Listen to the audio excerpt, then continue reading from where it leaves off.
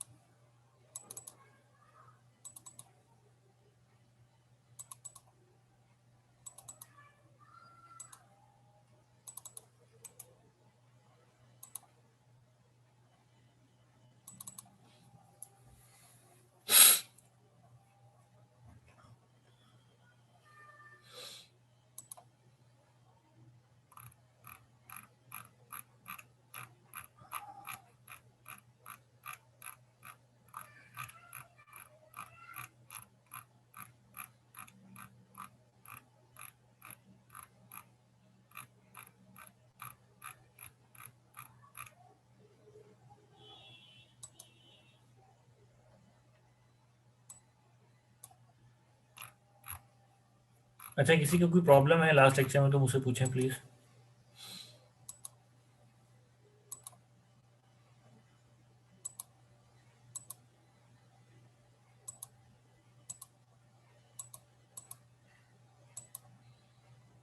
Hello.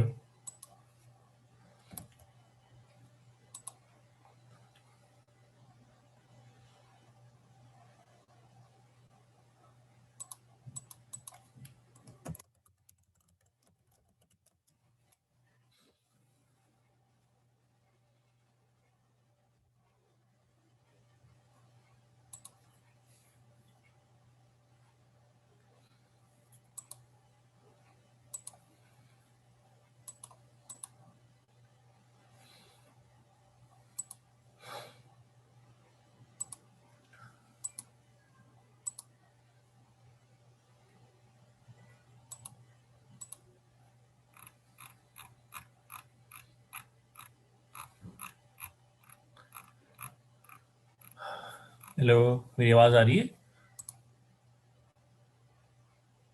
जी sir, आ रही है। Okay.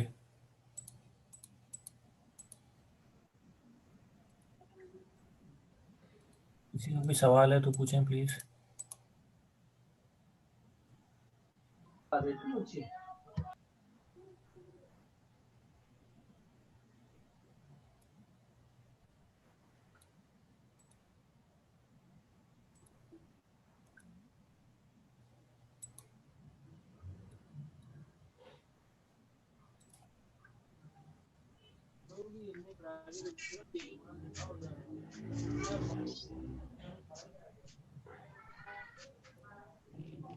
Hello जी, हेलो। Hello sir. अस्सलाम वालेकुम। वालेकुम सलाम। सर क्या हाल चाल है?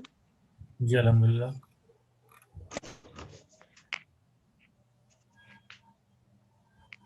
जी, कोई सवाल है आपका? नहीं सर, हमारा क्लियर है। जी सर स्क्रीन स्क्रीन नहीं शेयर हो रही। जी, मैं कर रहा हूँ, एक मिनट। मैंने कहा कोई आपका सवाल तो नहीं है, किसी चीज़ में कोई query? No, no sir. Okay.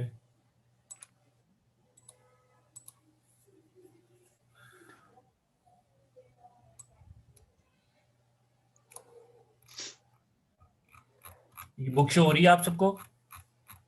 Yes sir, हो गई है शो।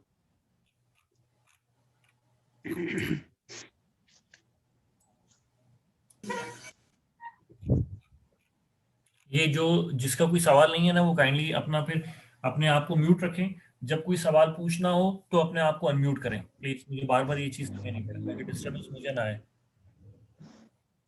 ठीक है sir.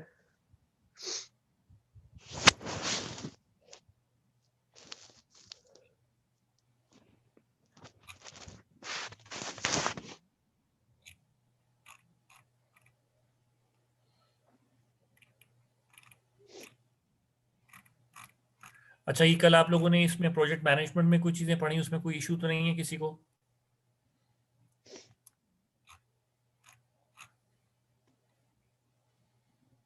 Anyone having any questions regarding project management?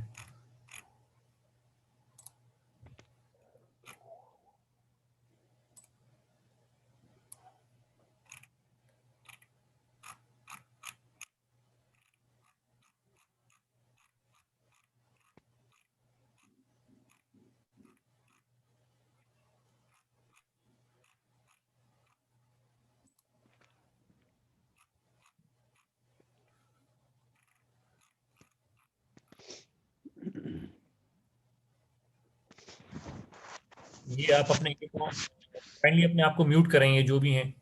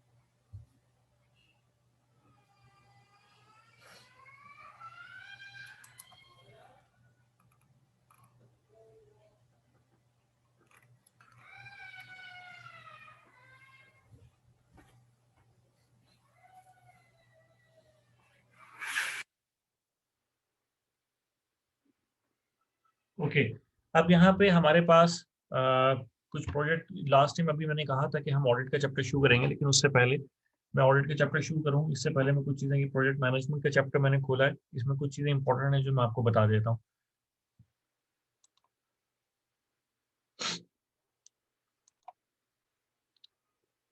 आप लोगों ने करना ये है कि ये जो यहाँ पे फ्लो चार्ट दिया हुआ है 1.3 के अंदर, आपने इसको यहाँ पे देख लेना है कि एक दफ़ा इसको गौर से देख लीजिएगा। उसका रीज़न ये है कि वो इस बाजू पर इस डायग्राम में से सीक्वेंस ऑफ एक्टिविटीज़ में कुछ चीज़ें पूछ लेते हैं कि हमें जब प्रोजेक्ट इनिशिएट करना है तो सबसे पहले हमें प्रोजेक्ट को लॉन्च करने के लिए जो स्टेज होती है उसको कहते हैं इनिशिएशन।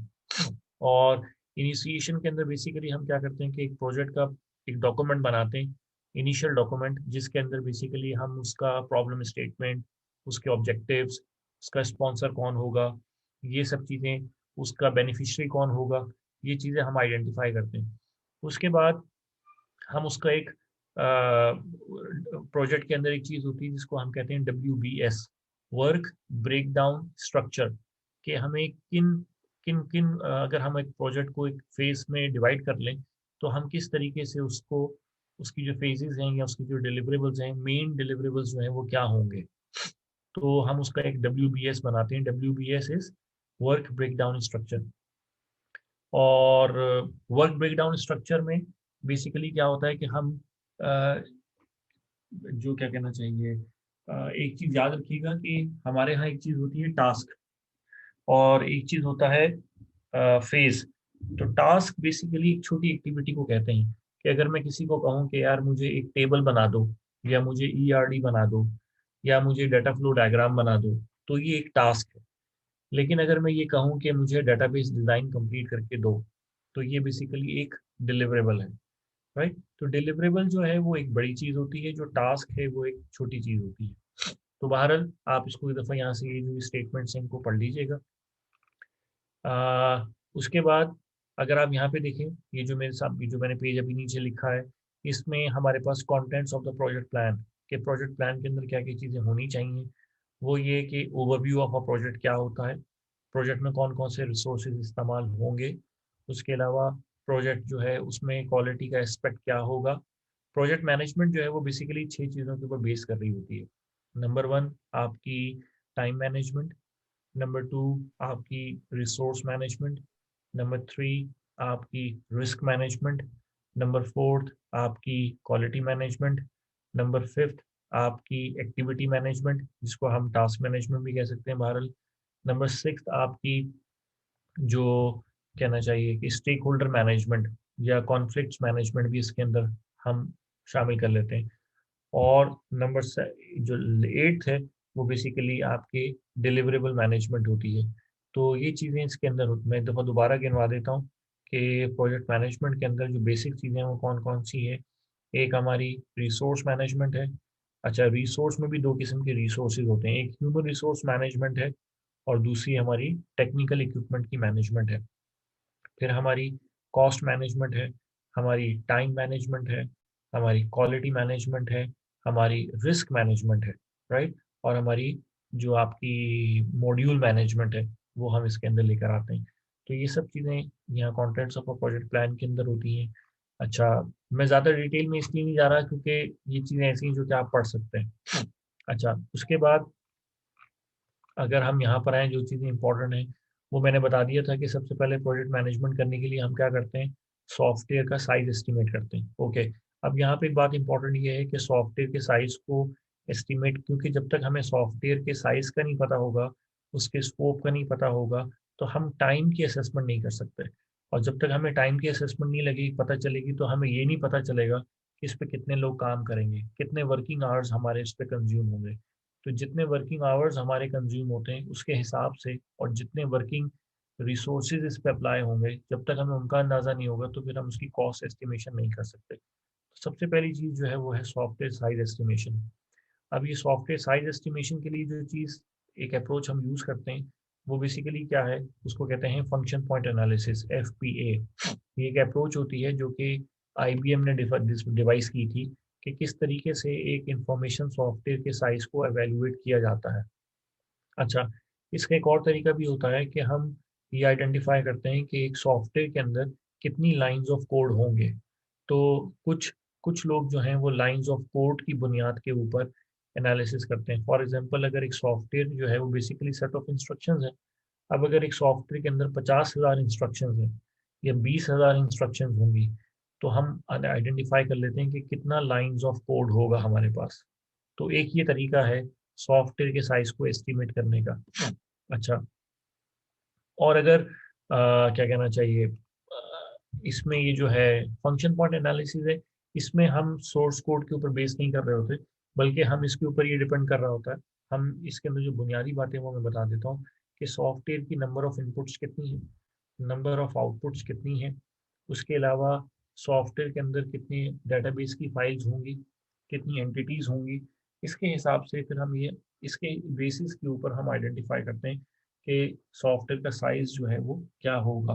तो बहरहाल दो अप्रोचेस मैंने आपको बता दी, बहुत एब्स्ट्रैक्ट लेवल के ऊपर। एक अप्रोच ये है कि हम ये अंदाज़ा लगाएं कि सॉफ्टवेयर के अंदर जो नंबर ऑफ इंस्ट्रक्शंस होंगी, जिसको हम सोर्स कोड कहते हैं, वो कितनी होंगी। और नंबर टू, ये हम ये अंदाज़ा लगाते हैं कि हमारे सॉफ्टवेयर में कितनी इनपुट्स हैं, नंबर वन। नंबर टू, हमारी आउटपुट्स कितनी है। नंबर थर्ड, हमारे प्रोसेसिंग कंपोनेंट्स कितने हैं, मॉड्यूल्स कितने हैं। और नंबर फोर्थ, हमारी डेटाबेस के फाइल्स कितनी होंगी। तो एक ये तरीका होता है। इस तरीके को फंक्शन पॉइंट एनालिसिस कहते हैं, जिसमें इनपुट्स, आउटपुट्स, डेटाबेस की फाइल्स के हिसाब से अंदाज़ा लगाया जाता है। और दूसरा मैंने क्या बताया, सोर्स कोड एस्टिमेशन, कि नंबर ऑफ लाइंस कितनी होंगी। उसकी बेसिस के ऊपर हम अंदाज़ा करते हैं कि हमारे एक्चुअल नंबर ऑफ आवर्स कितने होंगे। अब अगर मैं कहूँ कि तकरीबन 200 आवर्स होंगे हमारे इस पे, एक सॉफ्टवेयर को काम करने में 200 आवर्स लगेंगे, तो 200 आवर्स का मतलब ये है कि अगर यूज़र कहता है कि मुझे ये 200 आवर्स का मतलब हो गया कि एक महीने के 22 दिन हैं। और 22, अगर मैं 200 क्या कहना चाहिए, वर्किंग आवर्स हैं, तो फिर हमें अंदाज़ा लगाना होगा कि कितने दिन इसके 200 आवर्स तो नहीं हो सकते, उससे ज़्यादा ही आवर्स होते हैं अमूमन। तो फिर हमें ये अंदाज़ा लगाना होता है कि कितने लोगों को हम इसके ऊपर यूटिलाइज करें। फिर जितने लोग जितने घंटे काम करेंगे, हर एक का उनको मल्टीप्लाई कर लेंगे। अगर 4 लोग हैं, एक शख्स दिन के 8 घंटे लगा रहा है, और तो दिन के 32 घंटे हो गए। अच्छा, उसमें भी फिर ये होता है कि वो 2 लोग कौन से हैं।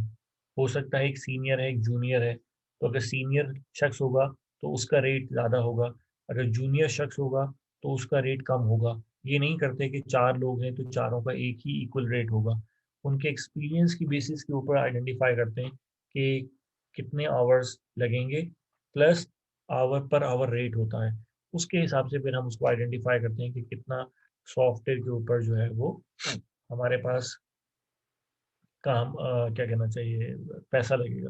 दूसरा मैंने आपको बता दिया, ये यहाँ पे ये लिखा है, पर्सन आवर्स बाय टाइप और मशीन आवर्स कितने लगेंगे। उसके बाद सॉफ्टवेयर की कॉस्ट एस्टिमेशन हो गई। कॉस्ट एस्टिमेशन के अंदर मैंने बता दिया कि क्या क्या चीज़ें हैं, कि हमारे पास कौन कौन सी क्या कहना चाहिए, कितने सॉफ्टवेयर की जब कॉस्ट निकालते हैं तो इसके अंदर ये तो मैंने वर्किंग आवर्स का बता दिया।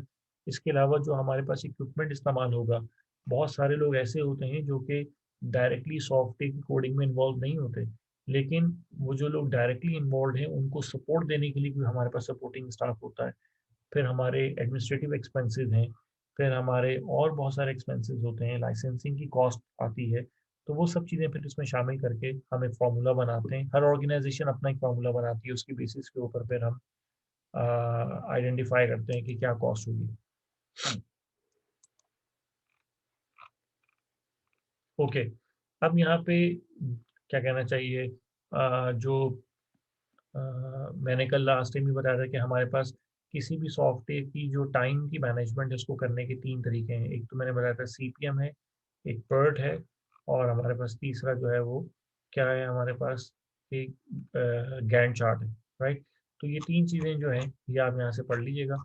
कल जो फॉर्मूला मैंने आपको बताया था पर्ट का, वो बेसिकली यहाँ पे ये देख लें कि जिस पर मैंने कहा था कि बेस्ट केस आइडियल सिनेरियो है, ऑप्टिमिस्टिक है, मोस्ट लाइकली है, रियलिस्टिक है, पेसिमिस्टिक है, वर्स्ट केस है। तो पेपर में आ सकता है कि वर्स्ट केस को क्या कहते हैं, पेसिमिस्टिक कहते हैं, मोस्ट रियलिस्टिक को मोस्ट लाइकली कहते हैं, और ऑप्टिमिस्टिक को बेस्ट केस सिनेरियो है। तो इन्होंने ऑप्टिमिस्टिक को ऑप्टिमिस्टिक के साथ 1 नहीं लिखा हुआ, इसका मतलब इसको वेटेज 1 दी हुई है। मोस्ट लाइकली को 4 से मल्टीप्लाई किया हुआ है और पेसिमिस्टिक को भी 1 से मल्टीप्लाई किया हुआ है। लिखा नहीं है लेकिन समझ लें कि मल्टीप्लाई किया हुआ है। इसका मतलब है कि मोस्ट लाइकली की सबसे ज़्यादा वेटेज है।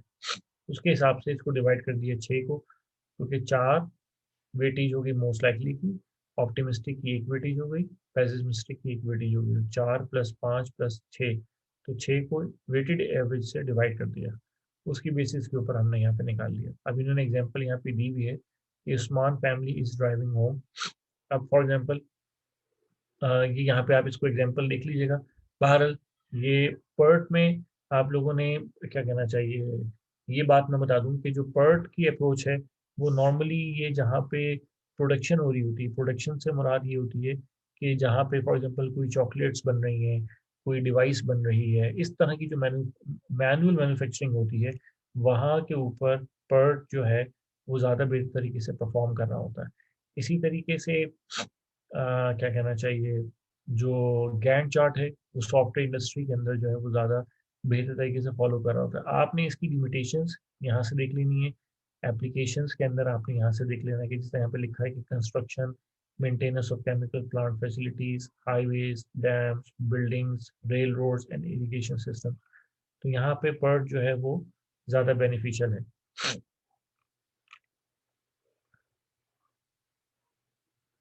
अच्छा, गैंट चार्ट मैंने आपको बता दिया था कि कल क्या होता है। मैंने आपसे कहा था गूगल के ऊपर इसकी ज़रा इमेजेस सर्च करके देख लीजिएगा ताकि आपको अंदाज़ा हो जाए कि क्या होता है।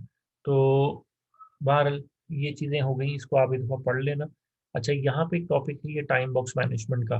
टाइम बॉक्स मैनेजमेंट बेसिकली जो हम एजाइल मॉडल पढ़ते हैं उसके अंदर टाइम बॉक्स मैनेजमेंट जो है, मतलब अगर हम सॉफ्टवेयर डेवलपमेंट को एजाइल अप्रोच के थ्रू बना रहे हैं तो फिर जो मैनेजमेंट की टेक्निक अप्लाई होती है उसको कहते हैं टाइम बॉक्स मैनेजमेंट। अच्छा, टाइम बॉक्स मैनेजमेंट में बेसिकली अप्रोच क्या है? अप्रोच ये होती है कि हम, जैसे मैंने लास्ट टाइम कल बताया था कि टाइम उसके अंदर एजाइल मॉडल या स्क्रम मॉडल के अंदर हम अपने छोटे छोटे गोल्स को इस्टेब्लिश कर लेते हैं। तो टाइम बॉक्स का मतलब ये है कि टाइम बॉक्स का मतलब कि हम स्मॉल गोल यहाँ पे भी डिफाइन कर लेते हैं और उसके बाद हम उसको करते ही हैं कि अगर हमने डिसाइड कर लिया कि मैंने डेटाबेस का डिज़ाइन 2 हफ्तों में करना है, तो मैंने अब डेडलाइन सेट कर ली 2 हफ्तों की। अब वो जो डेडलाइन है वो चेंज नहीं होगी, अगर काम कंप्लीट हो या काम कंप्लीट ना हो, तो हम डेडलाइन को एक्सीड नहीं करते और हम कोशिश करते हैं कि उस डेडलाइन के अंदर अंदर काम को मुकम्मल करने की कोशिश करें, चाहे हमें कोई लेट सेटिंग्स करनी पड़े। ये एक प्रॉब्लम आता है, इसलिए बेहतर ये रहता है कि हम चाहे हमें रिसोर्सेज को बढ़ाना पड़े, मतलब अगर आपके ऊपर डेडलाइन करीब आ रही है और आपका काम अभी रहता है, तो 2 ही तरीके हैं कि या तो डेडलाइन को आगे ले जाएं, लेकिन अगर डेडलाइन आगे नहीं हो सकती तो फिर तरीका क्या होता है कि आप अपने रिसोर्सेज को इंक्रीज करें, आप वर्किंग आवर्स को स्ट्रेच करें। तो ये 2 चीज़ें होती हैं। या फिर ये तरीका होता है कि आप डिलिवरेबल्स के अंदर ये डिसाइड कर लें कि इस दफ़ा डिलिवरेबल में ये चीज़ जो है वो हम नहीं देंगे, स्कोप को रिड्यूस कर लें। तो टाइम बॉक्स मैनेजमेंट ये कहता है कि भाई आपने सॉफ्टवेयर के लिए छोटे छोटे गोल्स डिफाइन करें, उसके बाद जब एक डेडलाइन सेट कर लें तो डेडलाइन को मीट करने के लिए कोशिश करें। अब अगर डेडलाइन को मीट करने में कोई प्रॉब्लम्स आती हैं तो या तो रिसोर्सेज को इंक्रीज कर दें या फिर क्या करें कि अपने स्कोप को, अपनी जो रिक्वायरमेंट्स आपने डिलीवर करनी है उसको थोड़ा सा श्रिंक कर दें, थोड़ा बहुत, कि भाई ये जो रिक्वायरमेंट्स हैं ये हम नेक्स्ट फेज में या नेक्स्ट वीक में दे देंगे। लेकिन आपने 2 चीज़ों के ऊपर कंप्रोमाइज़ नहीं करना। पहली चीज़, आपने क्वालिटी पे कंप्रोमाइज़ नहीं करना है और नंबर 2 ये है कि आपने अब डेडलाइन को चेंज नहीं करना है। तो वो ये कहते हैं कि भाई टाइम बॉक्स मैनेजमेंट ये कहती है कि क्या कहना चाहिए कि डेडलाइन चेंज नहीं होगी, या तो और क्वालिटी में भी कंप्रोमाइज़ नहीं होगा। आपके पास फ्लेक्सिबिलिटी किस बात की है कि आपने डेडलाइन को मीट करने के लिए आप अपने रिसोर्सेज को थोड़ा बहुत बेहतर कर बढ़ा सकते हैं और अगर चाहें तो किसी हद तक आप क्या कर सकते हैं कि आप अपनी जो स्कोप है, जो आपने गोल डिफाइन की है उनको थोड़ा बहुत रिलैक्स कर सकते हैं कि हमने आज ये रिक्वायरमेंट हम अगली दफ़ा दे देंगे। लेकिन वो रिक्वायरमेंट जो आप जिसके लिए आप एक्सक्लूजन ले लेते हैं वो रिक्वायरमेंट कोई मेजर रिक्वायरमेंट नहीं होनी चाहिए। तो टाइम बॉक्स मैनेजमेंट ये कहती है कि टाइम काम शुरू करने से पहले अपनी रिक्वायरमेंट्स की प्रायोरिटीज़ को भी आइडेंटिफाई करो, ताकि जो टॉप मोस्ट प्रायोरिटी रिक्वायरमेंट है वो पहले डिलीवर हो जाए। और अगर रिक्वायरमेंट्स में थोड़ा सा कट भी लगाना पड़े तो उन रिक्वायरमेंट्स पे कट लगे जो कि लो प्रायोरिटी रिक्वायरमेंट्स हैं। तो ये बेसिकली टाइम बॉक्स मैनेजमेंट इस चीज़ का नाम है। अब यहाँ कोई इशू है तो मुझे बताएं, किसी किस्म का किसी को कोई सवाल है?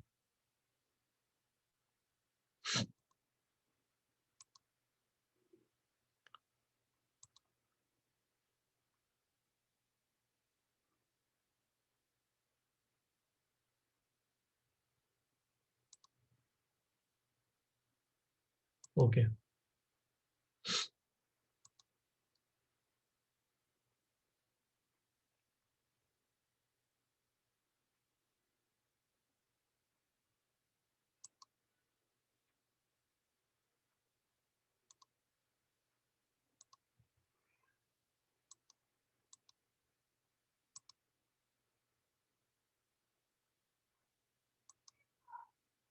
जी शाहरुख।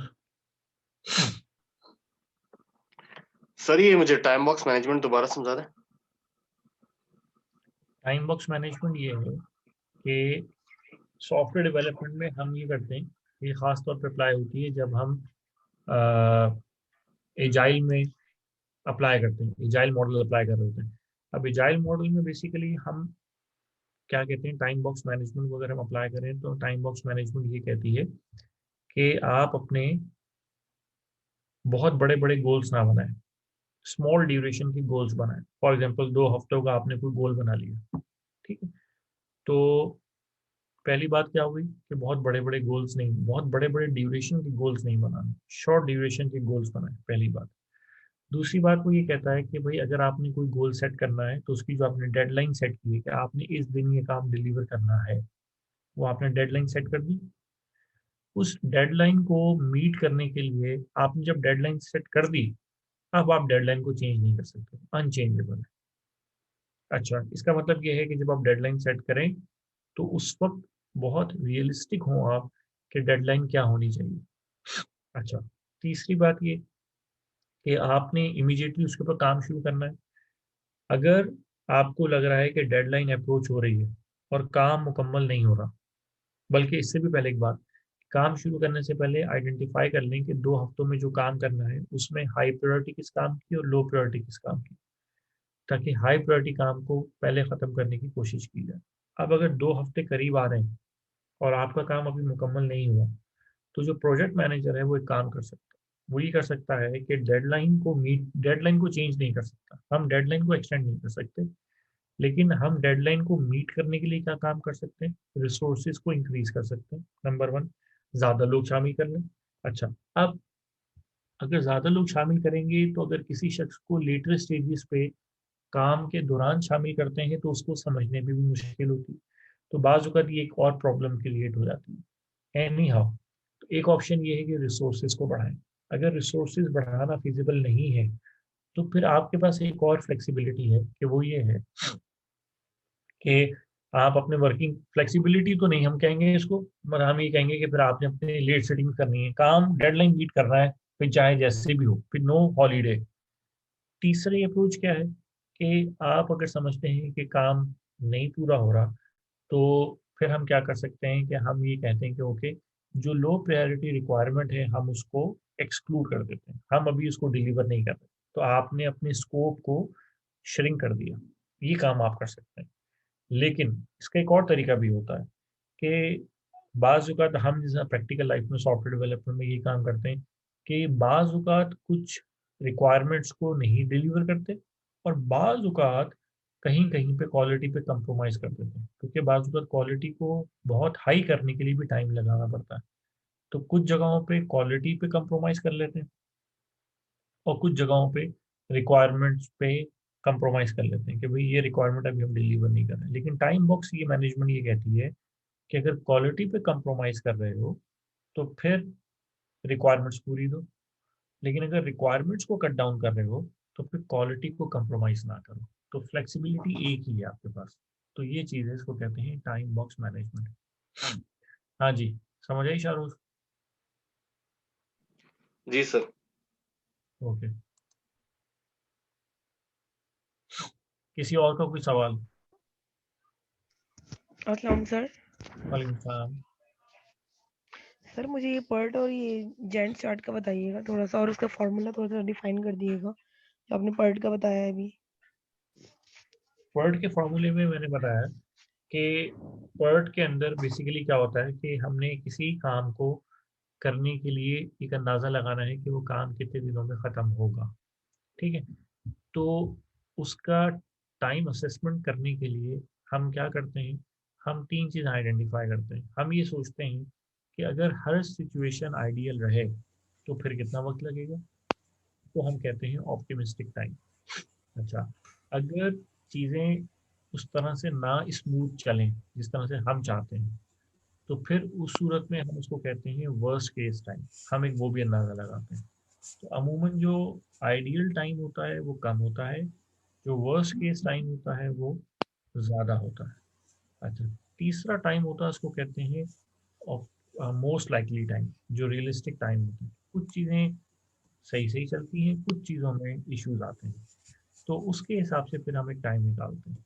तो एक ही काम को करने के तीन असेसमेंट्स आ गए, मोस्ट लाइकली, आइडियल और वर्स्ट। अब इन तीनों में हम क्या करेंगे, मतलब मैं ये कहता हूँ कि मैंने ईआरडी करनी है, तो मुझे पता है कि हर चीज़ अगर अच्छी है तो 2 दिन लगेंगे। लेकिन अगर कोई और भी काम ऑफिस में आ गया, अक्सर ये होता है कि काम करते हुए एक और काम आ जाता है और उस काम पे ज़्यादा फोकस करना पड़ गया, तो हो सकता है कि 6 दिन लग जाए। ये वर्स्ट केस है। अच्छा, अगर हर चीज़ आइडियल रहे, कोई काम ना आए, सिर्फ मैं फोकस हो ईआरडी पे काम कर रहा हूँ, तो 2 दिन लगेंगे। लेकिन ऐसा होता नहीं है कि कोई काम ना आए, अक्सर काम आ जाता है, तो मैं कहता हूँ काम आ गया तो 4 दिन लगेंगे। तो आइडियल 2 डेज है, वर्स्ट केस 6 है और मोस्ट लाइकली 4 है। अब आप क्या करेंगे, दो, ये जो 4 की फिगर है इसको 4 से मल्टीप्लाई कर देंगे, 2 और 2 जो है उसको 1 से मल्टीप्लाई करेंगे, और जो 6 है उसको भी 1 से मल्टीप्लाई करेंगे। तो 2 मल्टीप्लाई बाय 1 2, 4 मल्टीप्लाई बाय 4 16। अच्छा, 6 मल्टीप्लाई बाय 1 6, तो 16 प्लस 2 18 प्लस 6 24 डिवाइडेड बाय 6, क्योंकि तीनों की वेटेड एवरेज निकाल ली 4। तो इसका मतलब है कि टोटल हम कितने दिन में काम खत्म कर रहे हैं, 4 दिन में। तो पर्ट इस तरह से किसी भी एक्टिविटी को मुकम्मल करने का जो ड्यूरेशन एस्टिमेट करता है वो ऐसे करता है। कुछ क्लियर हुई बात? ठीक है सर। सर जेंट्स का भी बताइए, ये जेंट चार्ट जो है थोड़ा सा। ओके, गैंट चार्ट बेसिकली क्या होता है? गैंट चार्ट मैंने बताया था कि गैंट चार्ट में हम करते क्या है कि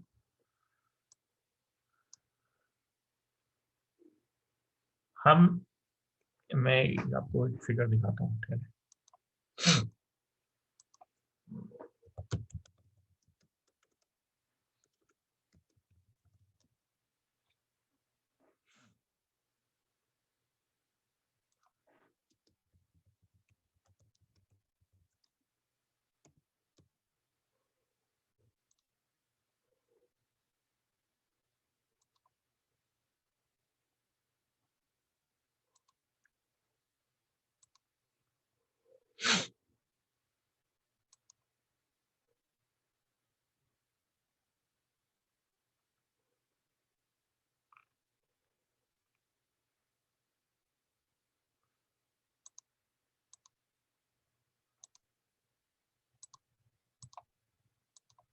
सर मैंने गूगल पे गैंट चार्ट की जो है ना पिक्स सर्च की थी, तो उसमें 1 बाय 1 जो है ना, जैसे टास्क है तो वो ऊपर की तरफ जा रहा है। मैं इनिशियल दिखाता स्टेज हूँ, से हमने पहले स्टार्ट किया, ऐसे आई थी पिक्स। मैं शेयर कर रहा हूँ ये।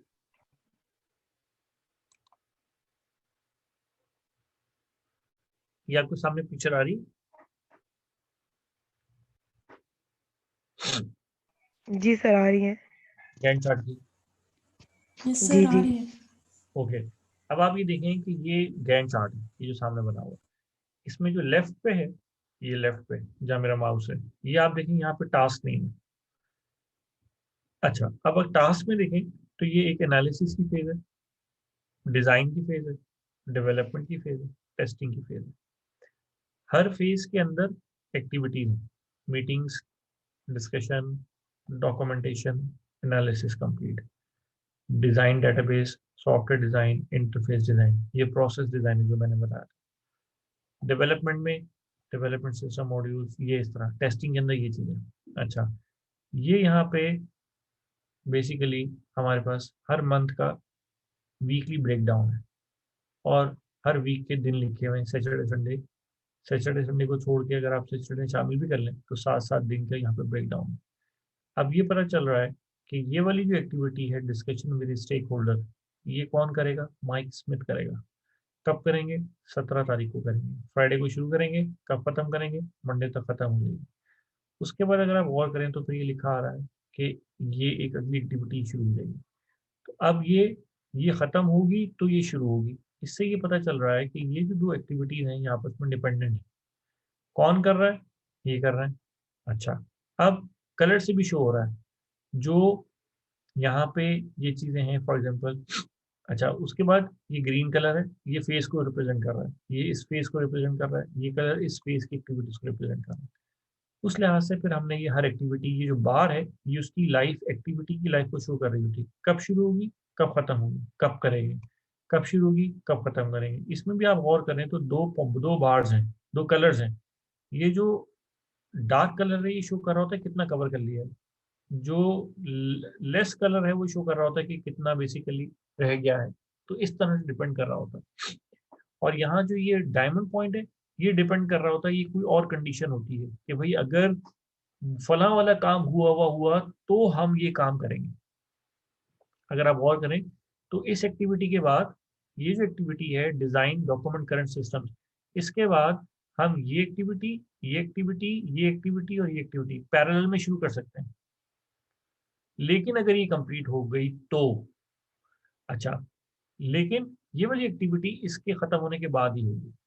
तो कहने का मकसद ये है कि हमारे पास फेजेस हैं, हर फेजेस की एक्टिविटीज हैं, कब स्टार्ट होगी, कब खत्म होगी, कौन करेगा, कौन डिपेंडेंट है, कौन पैरेलल एक्टिविटी, बस ये चीजें हम अपने गैंट चार्ट के अंदर रिप्रेजेंट कर रहे होते हैं।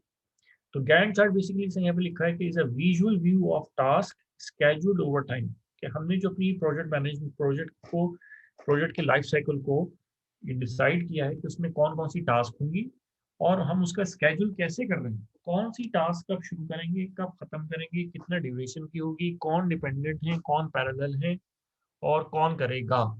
ये सब चीजें जो हैं वो बेसिकली हम गैंट चार्ट के अंदर रिप्रेजेंट कर रहे होते हैं। कोई कुछ क्लियर हुआ? यस सर, काफी हद तक क्लियर हो गया इस चार्ट को देख के। ओके, तो सॉफ्टवेयर के अंदर मोस्टली हम ये काम कर रहे होते हैं, गैंट चार्ट कर रहे होते हैं। लेकिन अभी ये नहीं इसमें पता चल रहा होता कि एक एक्टिविटी के ऊपर कौन कौन से इक्विपमेंट अप्लाई हो रहे होंगे। तो ये इसका डिसएडवांटेज है। इसलिए मैं कह रहा था कि आपने बुक से थोड़ा सा इसको रीड आउट कर लेना। ठीक है, ये बात कुछ क्लियर हो गई? Yes sir. Yes okay, sir, clear. अब हमारे पास एक और बात, वो ये कि ये तो हो गई ना कि हमने फॉर एग्जाम्पल जैसे मैंने बताया कि टास्क स्केड्यूलिंग करनी है। तो टास्क इसकी स्केड्यूलिंग के लिए हमारे पास ये 3 तरीके हैं। पहले मैंने क्या बताया कि अभी तो मैं रिपीट कर दूं कि प्रोजेक्ट मैनेजमेंट में हमें सबसे पहले सॉफ्टवेयर में क्या करते हैं, सॉफ्टवेयर का साइज एस्टिमेट करते हैं। ये लिख लें कहीं अपने पास। सॉफ्टवेयर के साइज को एस्टिमेट करने के 2 तरीके मैंने बताए। एक क्या तरीका है, फंक्शन, ये जो मैं यहाँ पे लिखा था फंक्शन पॉइंट एनालिसिस है, और दूसरा क्या है, सोर्स कोड एस्टिमेशन। ये 2 तरीके हो गए। जब हम सॉफ्टवेयर का साइज आइडेंटिफाई कर लेते हैं तो फिर हम सॉफ्टवेयर का क्या आइडेंटिफाई करते हैं कि उसकी टाइम असेसमेंट करते हैं, या इसकी स्केड्यूलिंग असेसमेंट करते हैं। स्केड्यूलिंग करने के लिए हमारे पास 3 तरीके हैं, मैंने बताया था, गैंट चार्ट है, पर्ट है और सीपीएम है। इसकी बेसिस के ऊपर हमें क्या पता चलता है कि हम उसकी कॉस्टिंग कर लेते हैं, तो फिर सॉफ्टवेयर की कॉस्ट एस्टिमेशन कर रहे होते हैं। ये 3 चीजें हो गई। तो ये 3 चीजें प्रोजेक्ट मैनेजमेंट रिलेटेड है। ओके, अब ओवरऑल ये तो हो गई सिर्फ साइज, कॉस्ट और उसके हवाले से। अब दुनिया में प्रोजेक्ट मैनेजमेंट को करने के लिए एक और हमने टाइम बॉक्स मैनेजमेंट कर ली। दुनिया में जो प्रोजेक्ट मैनेजमेंट की बेस्ट प्रैक्टिसेस हैं वो यहाँ पे लिखी हुई है। एक तरीका क्या है, एक बेस्ट प्रैक्टिस क्या कहलाती है, प्रिंस2। ये ऐसे ही है जैसे कि मैंने आपको बताया था कि सॉफ्टवेयर डेवलपमेंट करने की मुख्तलिफ सर अप्रोचेज हैं। आपकी स्क्रीन शो नहीं शो हो रही है सर, कौन सी स्क्रीन शो हो रही है अभी? वही गैंट चार्ट वाली शो हो रही है अभी तक। Oh sorry. अच्छा, बहरहाल आप अपने पास अभी लिख लें कि प्रोजेक्ट मैनेजमेंट की 3 बेस्ट प्रैक्टिसेस हैं। नंबर 1 एक बेस्ट प्रैक्टिस है, उसका नाम है प्रिंस2।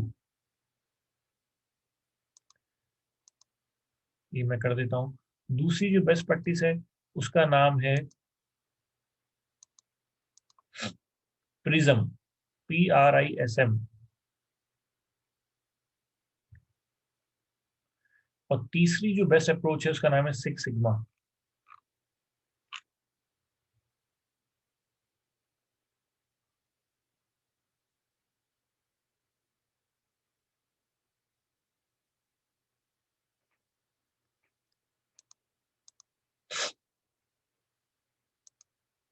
सर जो हमने पहले पढ़ी है CPM और प्रोजेक्ट पर्थ और गैंट चार्ट, ये भी तो थे सर वो प्रोजेक्ट स्केड्यूलिंग मैनेजमेंट। वो स्केड्यूलिंग की अप्रोच है, टास्क स्केड्यूलिंग की। अब मैंने बताया था कि प्रोजेक्ट मैनेजमेंट के अंदर 6 चीजें हैं। रिस्क मैनेजमेंट है, क्वालिटी मैनेजमेंट है, टास्क मैनेजमेंट है, एक्टिविटी मैनेजमेंट है, आपकी क्वालिटी मैनेजमेंट है, ये चीज़ें आती हैं। आप पूरे अगर प्रोजेक्ट मैनेजमेंट को देखें, तमाम प्रोजेक्ट मैनेजमेंट की तमाम डायमेंशंस को देखें, तो उसकी जो इंडस्ट्री में बेस्ट प्रैक्टिसेस हैं वो कौन सी हैं, वो 3 हैं जो मैंने अभी बताई हैं, प्रिंस2 के नाम से, प्रिज्म और सिक्स सिग्मा। लेकिन ये मुख्तलिफ रीजन्स के अंदर दुनिया के मुख्तलिफ अप्रोचेस को इस्तेमाल किया जाता है।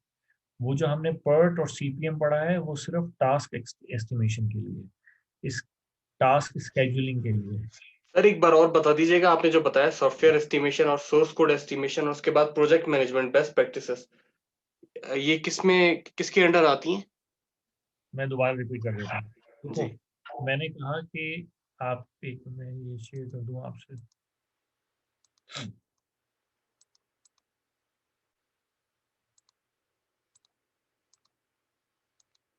शेयर हो रही है स्क्रीन अब? जी सर हो रही है।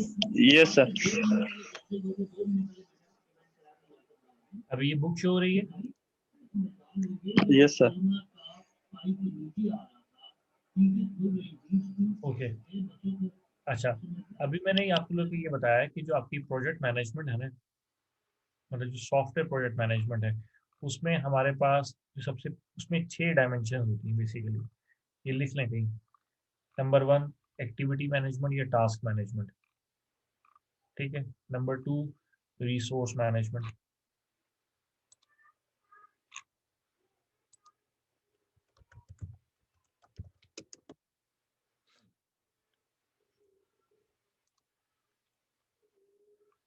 लिख लिया? Yes sir. ठीक है। अच्छा, उसके अलावा रिस्क मैनेजमेंट,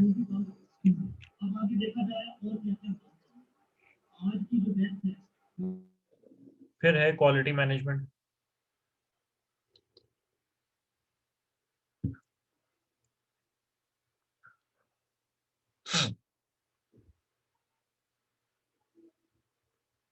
एक है रिक्वायरमेंट मैनेजमेंट,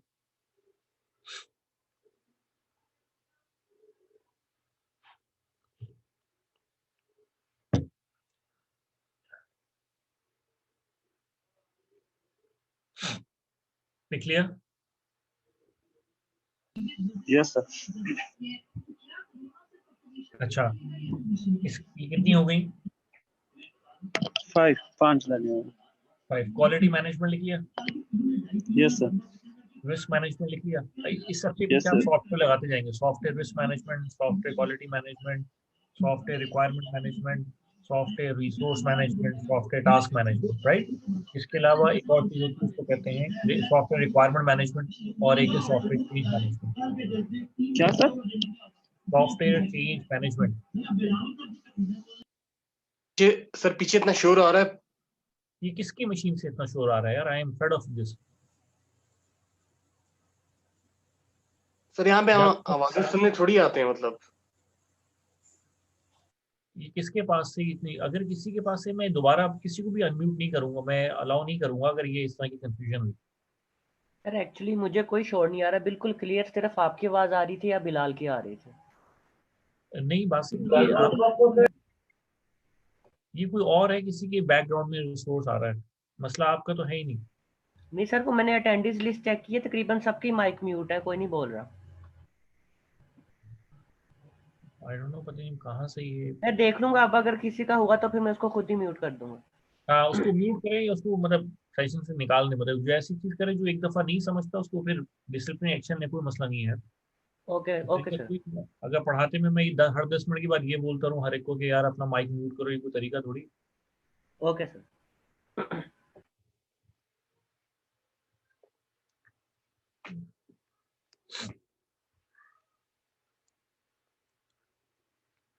ओके, तो ये बेसिकली हमारे पास मैनेजमेंट, सॉफ्टवेयर रिस्क मैनेजमेंट के अंदर चीज आती है। बहरहाल इसमें एक हमारे पास खैर जो सॉफ्टवेयर चेंज मैनेजमेंट भी है, ये भी एक हम बात को उसको शामिल कर लेते हैं। सॉफ्टवेयर चेंज मैनेजमेंट ये भी प्रोजेक्ट मैनेजमेंट का पार्ट होती है। तो सॉफ्टवेयर प्रोजेक्ट मैनेजमेंट जो है वो बेसिकली 6 या 7 डायमेंशंस के ऊपर मुहित है। लेकिन अगर हम सॉफ्टवेयर प्रोजेक्ट मैनेजमेंट में से सिर्फ टास्क मैनेजमेंट को देखें, तो टास्क मैनेजमेंट करने के लिए पहले हमें सॉफ्टवेयर के साइज को एस्टिमेट करना पड़ेगा। उसको कहते हैं सॉफ्टवेयर साइज एस्टिमेशन। वो मैंने बताया था कि सॉफ्टवेयर के साइज की एस्टिमेशन की 2 अप्रोचेज हैं। अब मैं बता रहा हूँ सॉफ्टवेयर प्रोजेक्ट मैनेजमेंट की 6 डायमेंशन हैं, 6 से 7। अभी मैं सिर्फ एक डायमेंशन को ले रहा हूँ, वो है टास्क मैनेजमेंट। उसके अंदर मैं बता रहा हूँ कि पहला काम हम क्या करते हैं कि सॉफ्टवेयर का साइज एस्टिमेट किया जाता है। अब उसमें फर्दर सॉफ्टवेयर साइज एस्टिमेशन में 2 अप्रोचेज हैं, फंक्शन पॉइंट एनालिसिस है और सोर्स कोड एस्टिमेशन है कि कितनी लाइंस ऑफ कोड होंगी। सॉफ्टवेयर साइज एस्टिमेशन के बाद जब हमें साइज पता चल जाता है तो फिर हमें ये अंदाजा होता है कि कितने वर्किंग आवर्स हमारे लगेंगे, प्लस कितने रिसोर्सेज, ह्यूमन रिसोर्स हमारा उस पर लगेगा। ये करने के बाद हम उसकी कॉस्ट एस्टिमेशन कर लेते हैं। तो सॉफ्टवेयर साइज एस्टिमेशन हो गई, सॉफ्टवेयर कॉस्ट एस्टिमेशन हो गई। थर्ड काम क्या है कि हमने जिन लोगों ने, अब हमने ये तो अंदाजा कर लिया ना कि कितने टाइम में सॉफ्टवेयर को करना है, हमने ये अंदाजा भी कर लिया कि कितने लोग इस पे काम करेंगे। अब अगला काम क्या है? अगला काम ये है कि किससे क्या काम कराना है। तो क्या काम कराना है और किससे कराना है और वो काम कितने दिन में मुकम्मल होगा, ये जो चीज है कि क्या क्या काम करना है, कौन वो काम करेगा और कब शुरू करेगा कब खत्म करेगा, इसको कहते हैं एक्टिविटी स्केड्यूलिंग। ये करने के 3 अप्रोचेज हैं, ठीक है। उसमें एक तरीका है पर्ट, एक तरीका है गैंट चार्ट और एक तरीका है सीपीएम। तो ये आपके एक्टिविटी स्केड्यूलिंग के तरीके हैं। और इन तीनों में से भी मैंने तीनों के फॉर्मूला आपको बता दिया कि पर्ट फॉर्मूला बेस्ड है, सीपीएम डिफरेंट अप्रोच से काम करता है, गैंट चार्ट एक डिफरेंट तरीके से काम करता है। सॉफ्टवेयर इंडस्ट्री के अंदर जो मोस्ट फेवरेबल एक्टिविटी स्केड्यूलिंग का जो टेक्निक है वो गैंट चार्ट है। ये बात क्लियर हो गई। अब अगला टॉपिक मैंने बताया कि ये जो मैंने कहा कि प्रोजेक्ट मैनेजमेंट के अंदर 6 डायमेंशन हैं, तो तमाम डायमेंशंस की जो गाइडलाइंस हैं, मतलब ओवरऑल प्रोजेक्ट मैनेजमेंट की जो इंडस्ट्री में बेस्ट प्रैक्टिसेस हैं, वो 3 किस्म की हैं। राइट, अब मैं उन वो बता रहा हूँ। तो वो जो बेस्ट प्रैक्टिसेस हैं उनमें से एक बेस्ट प्रैक्टिस जो है ये प्रिंस 2 है, एक आपके पास 6 सिग्मा है और तीसरी आपके पास प्रिंस के नाम से। ये सॉफ्टवेयर प्रोजेक्ट मैनेजमेंट की बेस्ट प्रैक्टिसेस हैं।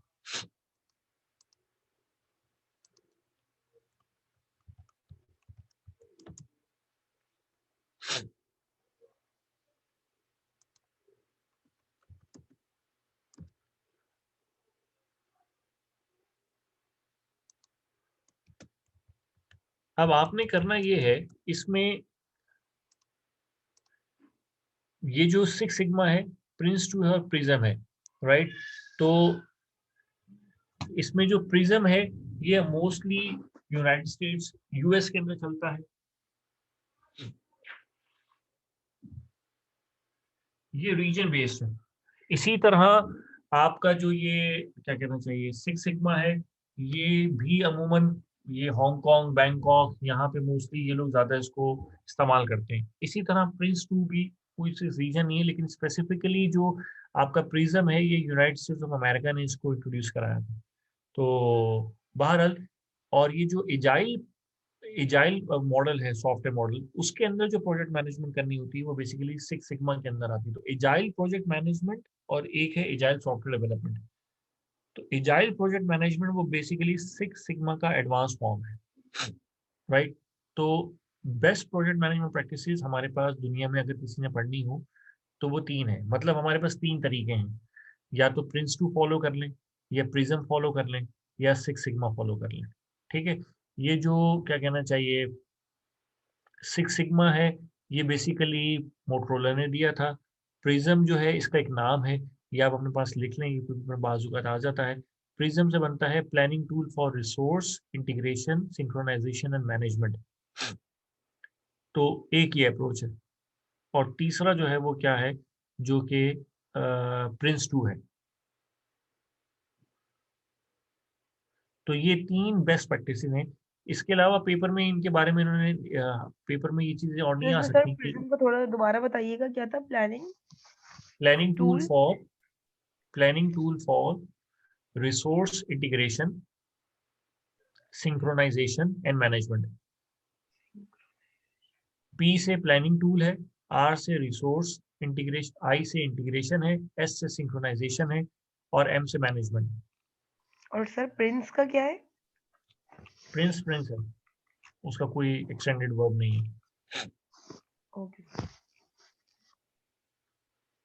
ठीक है। और दुनिया के अंदर एक और इंस्टीट्यूट है जो बड़ा मशहूर है, उसका नाम है PMI, project management institute, PMI के नाम से। ठीक है। इनकी एक सर्टिफिकेशन है इंटरनेशनली, उसका नाम है PMBOK, PMP, project management professional certification.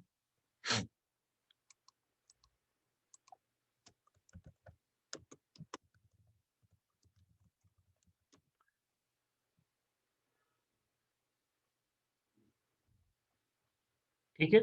PMI एक इंस्टीट्यूट है, PMI एक इंस्टीट्यूट है, उनकी एक सर्टिफिकेशन है, उसका नाम है PMP, प्रोजेक्ट मैनेजमेंट प्रोफेशनल। ठीक है। और ये लोग एक, इनके पास एक क्या कहना चाहिए, इनका एक, जिस तरह मैंने आपको कहा था कि इसाका जो है वो सीधा कराती है, और सीधा का एक सीधा मैनुअल है, तो बिल्कुल इसी तरीके से PMI जो है वो PMP सर्टिफिकेशन कराती है, और उसकी जो बुक है उसको कहते हैं PMBOK, project management book of knowledge, PMBOK, project management book of knowledge. तो जो लोग प्रोजेक्ट मैनेजमेंट की साइड पे जाना चाहते हैं वो, उनके लिए ये सर्टिफिकेशन जो है बहुत सिग्निफिकेंट सर्टिफिकेशन है।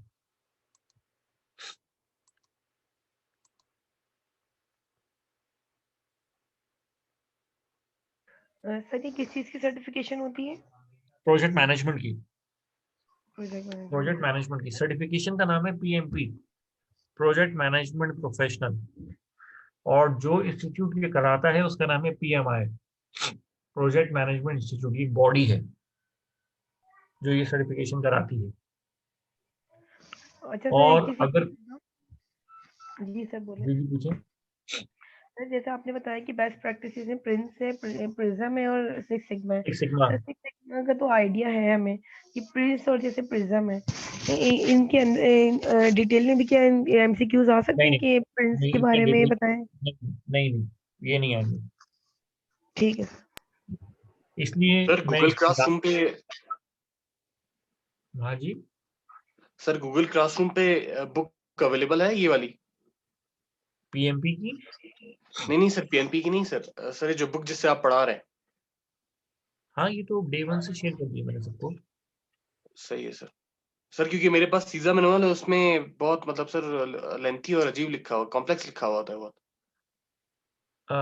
हाँ डेफिनेटली, क्योंकि सीजा की जो बुक है वो सीजा को टारगेट कर रही है, सीजा की टारगेट ऑडियंस को टारगेट कर रही है। जी। आपकी बुक है वो बेसिकली आईसीएमए की ऑडियंस को टारगेट कर रही है, तो डिफरेंस तो है। अच्छा सर, ये प्रोजेक्ट मैनेजमेंट मतलब ऑडिटिंग में आता है या किस में आता है सर ये?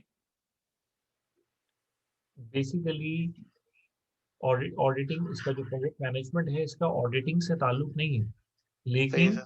बीइंग एन ऑडिटर हम जब किसी जगह सॉफ्टवेयर डेवलपमेंट को ऑडिट करने जाते हैं तो जी जी। हमें ये पता होना चाहिए बीइंग एन ऑडिटर कि क्या वो सॉफ्टवेयर को प्रॉपर्ली मैनेज कर रहे हैं या नहीं कर रहे हैं, क्योंकि सॉफ्टवेयर के रिस्क में एक बहुत सॉफ्टवेयर के फेलियर जो है उसमें बहुत बड़ा रिस्क ये है कि एक सॉफ्टवेयर पुअरली मैनेज हो रहा है। सही है इस सर। चीज के लिए फिर आपको ये बताया जा रहा है। मैं आपको इसलिए ये नहीं बता रहा, ना ही ये बताना चाहता हूँ, बता रहा हूँ कि ये करते कैसे हैं, क्योंकि आप लोगों का ये जेडी नहीं है, आप लोगों की जॉब डिस्क्रिप्शन नहीं है कि आप लोग गैंट चार्ट बनाएं। हाँ, बीइंग एन ऑडिटर आपको पता होना चाहिए कि जिस ऑडिटी का आप ऑडिट कर रहे हैं जो कि सॉफ्टवेयर डेवलपमेंट में इन्वॉल्व है, क्या वो प्रोजेक्ट मैनेजमेंट की प्रैक्टिसेस को फॉलो कर रहा है या नहीं कर रहा। और अगर वो कर रहा है तो कम से कम आप उससे सवाल पूछेंगे कि भाई कौन सी तुम बेस्ट प्रैक्टिसेस को फॉलो कर रहे हो। इसके लिए अगर आपको ही इस बात का इल्म नहीं है कि प्रोजेक्ट मैनेजमेंट की बेस्ट प्रैक्टिसेस कौन सी हैं, तो फिर आप सर ऑडिटिंग पे कैसे ऑडिट करेंगे, कैसे करेंगे जी सवाल सर। कैसे पूछेंगे। इसके लिए फिर मैं बता रहा हूँ कि आपको पता होना चाहिए कि भाई आप कल ऑडिटी के पास जाते हैं, उससे कहते हैं कि भाई तुम प्रोजेक्ट मैनेजमेंट कर रहे हो, अब तुम प्रोजेक्ट मैनेजमेंट कर रहे हो तो क्या तुमने सॉफ्टवेयर का साइज एस्टिमेट किया है, अगर किया है तो कौन सा तरीका है, तुमने feature point function point analysis से किया है, सोर्स कोड एस्टिमेशन की है, तुमने हम्म, स्केड्यूलिंग एक्टिविटी एस्टिमेशन की है, गैंट चार्ट के थ्रू की है, पर्ट के थ्रू की है, सीपीएम के थ्रू की है। अगर आपको ये चीजें खुद नहीं पता होंगी तो आप तो उससे इंटरोगेट ही नहीं दूसरे कर से कैसे पाएंगे। पूछेंगे जी सर, बिल्कुल सही है। तो इसलिए उतना नॉलेज मैं आपको दे रहा हूँ कि कल को आप ऑडिट करने जाएं तो आपको पता हो कि आप 6-7 सवाल उससे पूछ सकें। सही है अब सर। आपको मैंने ये दिखा दिया कि गैंट चार्ट कैसा होता है, कल को आप ऑडिटर से ये कह सकते हैं डायरेक्टली कि भाई जरा मुझे गैंट चार्ट दिखाओ। अगर वो गैंट चार्ट दिखाने में फेल हो जाता है तो उसका मतलब ये है, सिंपल मतलब ये है कि वो किसी किस्म की वहाँ पे स्केड्यूलिंग प्लानिंग नहीं कर रहा। और जब वहाँ पे कोई टास्क स्केड्यूलिंग नहीं हो रही तो इसका मतलब सिंपल ये है कि वहाँ पे पुअर प्रोजेक्ट मैनेजमेंट फॉलो हो रही है। अब चाहे वो बरबला कहता रहे कि भाई मैं सिक्स सिग्मा फॉलो कर रहा हूँ, या प्रिंस फॉलो कर रहा हूँ, या मैं प्रिज्म फॉलो कर रहा हूँ, जब वो टास्क स्केड्यूलिंग ही नहीं कर रहा, गैंट चार्ट ही शो नहीं कर रहा, तो फिर आप कैसे उसको उसकी बात को एक्सेप्ट कर लेंगे। तो Gantt chart is an evidence for that. इसलिए ये चीजें मैं बता रहा हूँ। अब हाँ, गैंट चार्ट बनाते कैसे हैं? मैंने बना बनाया दिखाया है, बनाना नहीं सिखाया। रीजन, आपकी जॉब नहीं है। तो मुझे खुद बड़ा कैलकुलेट होकर चलना है कि मैं कहाँ क्या चीज़ फोकस करूँ, क्या चीज़ फोकस ना करूँ। अब अगर मैं आपको पीएमपी कराना शुरू कर दूंगा तो फिर 6 महीने इसी में लग जाएंगे। तो इसलिए फिर मुझे सिर्फ उतना टच आपको इन्फॉर्मेशन देनी है जो बीइंग एन ऑडिटर आपको पता हो। और कोई सवाल किसी का? ओके, अब मैं आगे चलता हूँ। अब मैं यहाँ से ये चैप्टर खत्म कर दिया है मैंने। आप लोगों ने करना ये है कि आप लोग इसकी जो इसमें से भी सवाल आते हैं, लेकिन आपने इसके एमसीक्यूज को पढ़ें। कोई सवाल आपको ना समझ आए तो मुझसे नेक्स्ट लेक्चर में डिस्कस करना। अब मैं नेक्स्ट चैप्टर पे जा रहा हूँ, the process of auditing information system. ठीक है, ये आपकी सर आउटलाइन था। आपने क्या दिसंबर तक खत्म हो जाएगा ये सारा सिलेबस? क्या कह रहे हैं? ये मार्च तक जाएंगे आप? सर आप ये सिलेबस अपना दिसंबर तक एंड करेंगे या मार्च तक? देखिए मैं अभी कोई डेडलाइन नहीं दे रहा, लेकिन ये है कि होपफुली मैं इसको जल्दी कंक्लूड कर लूंगा। अब आज अगर हम देखें, आज का स्टेटस निकालें, तो आउटलाइन के मुताबिक आपका 50% कोर्स कंप्लीट हो चुका है एज पर नाउ। जी सर। ओके, इसका जी मतलब सर। ये है कि अब जो रिमेनिंग 50% कोर्स है वो पिछले 50% कोर्स से कम टाइम में खत्म हो जाएगा। रीजन तो बीइंग कि सर शुरू में आपकी बेस बनाने में ज्यादा टाइम लगता है, अब चीजें इतनी मुश्किल नहीं है मेरे लिए। अब मैं पेस भी बढ़ा सकता हूँ, चीजों को थोड़ा सा एक्सेलरेट भी कर सकता हूँ। तो आज हम 50% कोर्स कंप्लीट कर चुके हैं, 50% हमारा रह गया है। ऑडिट की सेंस मैंने आपको दे दी है, अब हमने उसके ऊपर चलना है। तो सर अगर हमारा दिसंबर में सिलेबस कवर हो जाता है तो क्या फिर हमारे टेस्ट होंगे दिसंबर के बाद मार्च तक? कोई ऐसा मतलब सिस्टम होगा सर? मतलब सर अब अगर हमारा दिसंबर में सिलेबस कवर हो जाता है तो आप सर हमसे कोई टेस्ट वगैरह भी लिया करेंगे? जी बिल्कुल, टेस्ट तो होंगे डेफिनेटली, लेकिन अभी मैं कोई चीज़ आपको नहीं बता रहा, मैं ये कोई डेडलाइन नहीं दे रहा हूँ कि मैं कह दूं कि जी मैं 31 दिसंबर को ख़त्म कर दूंगा। मेरा काम है कोर्स को कंप्लीट करना, ठीक है। Yes sir. तो मुझे मालूम है कि हमें कितने, मेरे पास 90 वर्किंग आवर्स हैं। आप खुद भी अंदाज़ा लगा सकते हैं हमारे कितने वर्किंग आवर्स, तो हमारे पास जितने वर्किंग आवर्स हैं उसके हिसाब से हम ज़्यादा बेहतर ही चल रहे हैं। जितने वर्किंग जी आवर्स बिल्कुल हमने सर। पढ़े हैं उससे ज़्यादा ही, और उस वर्किंग आवर्स में जितनी हमारी आउटपुट होनी चाहिए हम उससे आगे ही हैं। तो जी आप सर। लोग अपना साथ साथ पढ़ते जाएं, ये मत वेट करें कि कब खत्म होगा और मैं एग्जाम लूंगा तो आप तभी पढ़ेंगे, साथ साथ आप बुक रीडिंग करते जाएं। मेरी गाइडलाइन आपको ये है। Okay sir. ओके, अब हम शुरू कर रहे हैं इंफॉर्मेशन सिस्टम ऑडिटिंग। ये आपकी आउटलाइन, ये अगर सीजा में देखेंगे, सीजा मैनुअल में तो चैप्टर 1 है, लेकिन आप अपनी आउटलाइन के मुताबिक देखेंगे तो गालबन ये चैप्टर नंबर 5 है, if I am not wrong. Outline का सेक्शन 5 है या चैप्टर 5 आप उसको कह लें। और इस बुक का ये चैप्टर डिफरेंट है, ये चैप्टर 6 है मेरे ख्याल से। बहरहाल यस सर। ये चैप्टर 6, ठीक है ना। तो कहने का मकसद ये है कि इन नंबर्स पे नहीं जाना, बी प्रोफेशनल। अब हम उससे मतलब कि हमें टॉपिक क्या है वो करना है। अब हम प्योरली सीधा शुरू कर रहे हैं, ये तो उसकी बेसिक्स थी अभी तक। तो ये एक चैप्टर, अब यहाँ से मैं शुरू करता हूँ ऑडिट के हवाले से बातें आप लोगों के लिए, ठीक है। तो कुछ बातें मैं पहले ही बता चुका हूँ कि आईटी ऑडिट का, पहली बात तो ये कि आपके माइंड में ये चीज़ क्रिस्टल क्लियर होनी चाहिए कि आईटी ऑडिट का मकसद क्या है। मैं दोबारा एक दफ़ा रिपीट कर देता हूँ कि आई, अभी उसके बाद मैं उसकी डेफिनेशन भी बताऊंगा, लेकिन आईटी ऑडिट का बेसिक मकसद ये है कि जो ऑडिटी की मैनेजमेंट है वो ये चाहती है जानना कि उस कंपनी के जो आईटी या आईसीटी एसेट्स हैं, डिजिटल एसेट्स हैं, वो फिजिकली सेफ गार्डेड है। पहला पॉइंट, मतलब अगर मैं, मेरी कंपनी, ऑडिटर खुद से ऑडिट करने नहीं पहुंच जाता, ऑडिटी की टॉप मैनेजमेंट ऑडिटर को इनवाइट करती है ग्रेसफुली कि आके हमारा ऑडिट करें। रीजन बीइंग के ऑडिटी की मैनेजमेंट कुछ जमानतें चाहती है कि उसको सेटिस्फेक्शन चाहती है कि उसको कुछ मिले, वो भी थर्ड पार्टी ओपिनियन दे उसको, जो कि इम्पार्शियल हो। इसके लिए वो एक ऑडिटर को बुलाती है और अपने डिपार्टमेंट्स का ऑडिट कराती है। मैं अगर यूनिलीवर का हेड हूं तो मेरा ऑडिट नहीं होगा, मैं अपने डिपार्टमेंट्स का ऑडिट कराऊंगा, केपीएमजी से ऑडिट कराऊंगा, ताकि मुझे मुझे पता चले कि मेरे नीचे जो डिपार्टमेंट्स काम कर रहे हैं वो तमाम बेस्ट प्रैक्टिसेस को फॉलो कर रहे हैं या नहीं कर रहे। तो हमेशा मैनेजमेंट, ऑडिटी की मैनेजमेंट की रिक्वायरमेंट होती है, या उसकी विल होती है, या उसकी डिजायर होती है कि उसको इस बारे में सेटिस्फेक्शन दी जाए।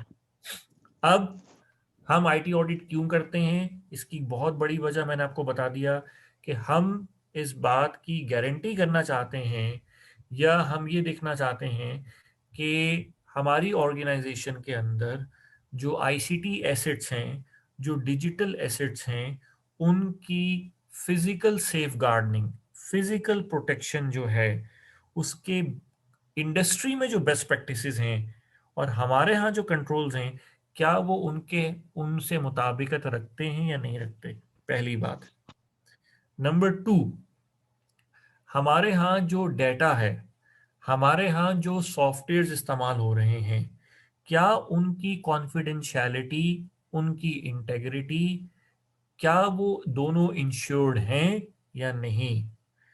तीसरी बात, क्या हमारी जो बिजनेस सर्विसेज हैं उनकी कॉन्टिन्यूटी विदाउट एनी इंटरप्शन, उनकी अवेलेबिलिटी विदाउट एनी इंटरप्शन, क्या वो गारंटेड है या नहीं। और लास्टली, अगर कोई डिजास्टर हो जाए तो क्या हमारे अरेंजमेंट्स ऐसे हैं कि हम अपने बिजनेसेस को कंटिन्यू करेंगे या नहीं कर पाएंगे।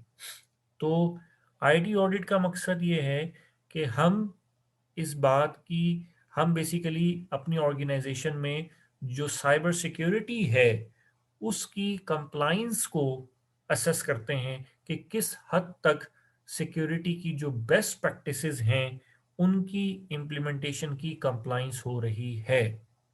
मतलब एक चीज वो है जो हम इम्प्लीमेंट कर रहे हैं और एक वो चीज है जो इम्प्लीमेंट होनी चाहिए। जो इम्प्लीमेंट होनी चाहिए वो बेस्ट प्रैक्टिसेस हैं, जो हम इम्प्लीमेंट कर रहे हैं वो हमारी प्रैक्टिकल प्रैक्टिसेस हैं।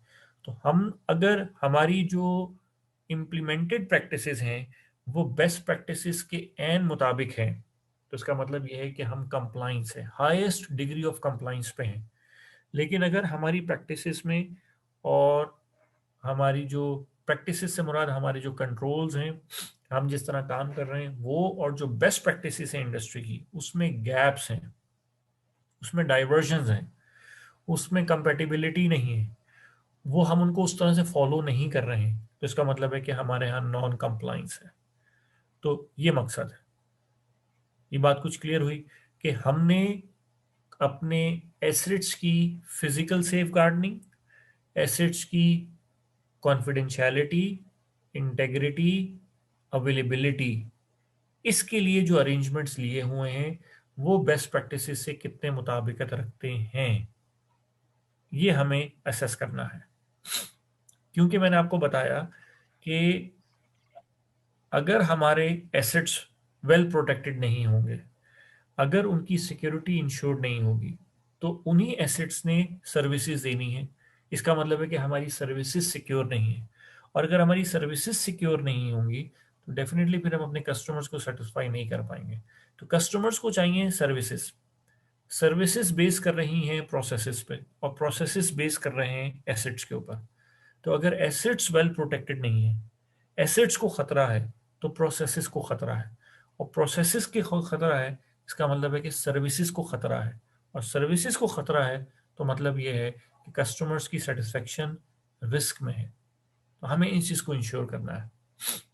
ये बात कुछ सर क्लियर हुई? जैसे फाइनेंशियल इंडस्ट्री में जैसे मॉर्गेजर और मॉर्गेजी होता है, सही सर? सर यहाँ हाँ। पर ऑडिटिंग की फील्ड में मतलब जो ऑडिट कर रहा है और जो जिसका ऑडिट हो रहा है उसे क्या कहेंगे, हम किस नाम से मेंशन करेंगे?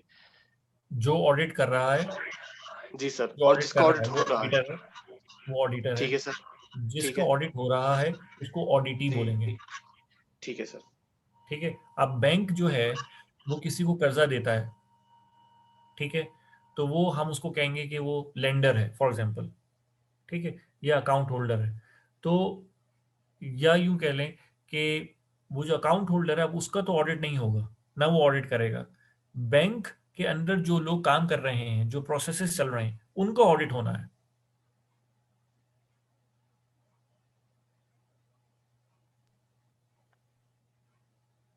अब यहां कोई कंफ्यूजन है तो मुझे बताएं।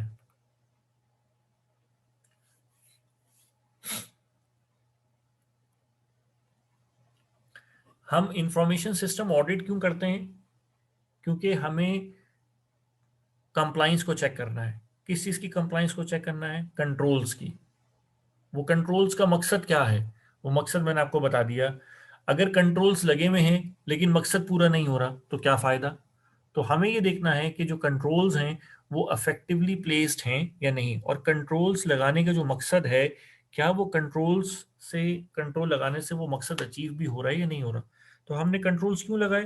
ताकि हम अपने एसेट्स को फिजिकली सेफ गार्डेड करें, उनकी कॉन्फिडेंशियलिटी को, इंटेग्रिटी को और अवेलेबिलिटी को इंश्योर करें। ये बेसिकली हमारा काम है।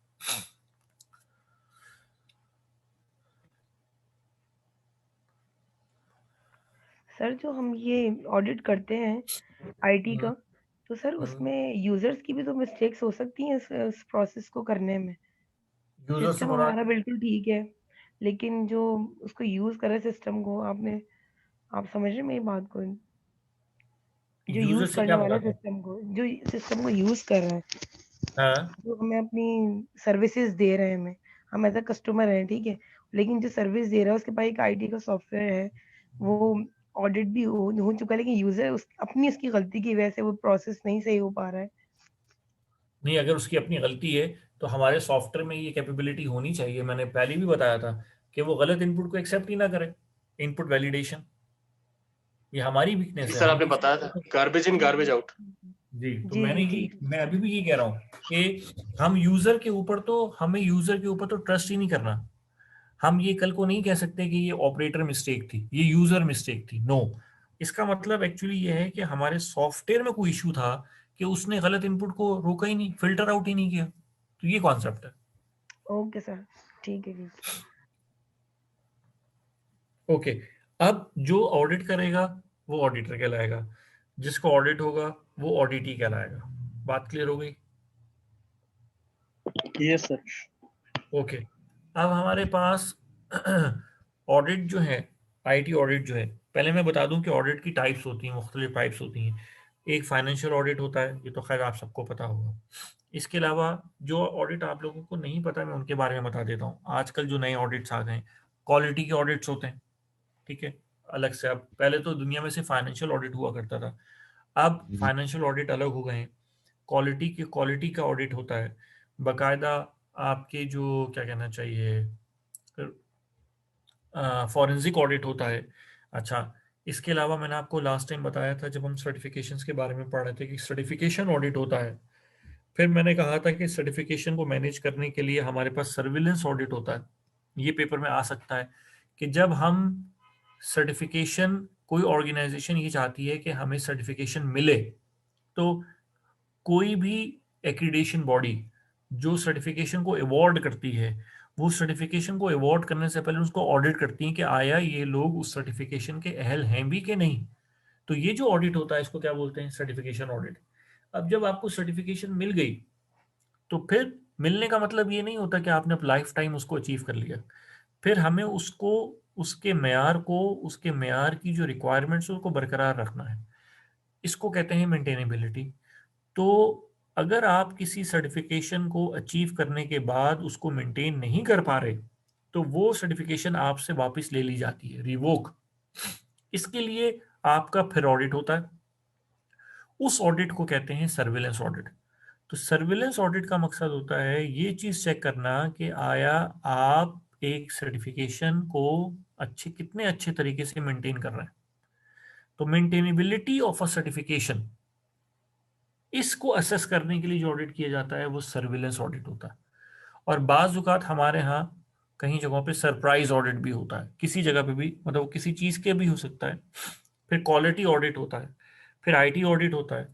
फिर अगर किसी जगह पे किसी आईटी या फाइनेंशियल इंस्टीट्यूशन के अंदर, फॉर एग्जांपल किसी फाइनेंशियल इंस्टीट्यूशन के अंदर कोई